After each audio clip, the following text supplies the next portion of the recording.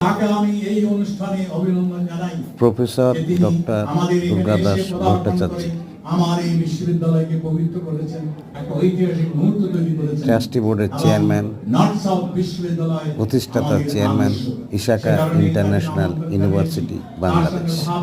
আমি সুযোগ গ্রহণ করেছি। নর্থ সাউথ বিশ্ববিদ্যালয়ের ভাইস চ্যান্সেলর মহোদয়ের আগমনে শুভেচ্ছা বক্তব্য রাখছেন প্রফেসর ডক্টর দুর্গাদাস ভট্টাচার্য। স্যারের জন্য শুভকামনা অভিনন্দন।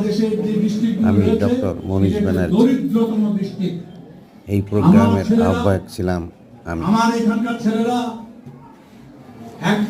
এবং এই প্রোগ্রামটা অনেক সুন্দরভাবে সাফল্যমণ্ডিত হয়েছিল এবং সফলভাবে সম্পন্ন হয়েছিল। একজন শিক্ষাবিদ, অতীত দশা ব্যক্তি প্রফেসর ডক্টর দুর্গাদাস ভট্টাচার্য স্যারকে আমার কৃতজ্ঞতা ও প্রণাম। এখানে নুরুল আমিন, অধ্যাপক নুরুল আমিন সাহেব রয়েছেন।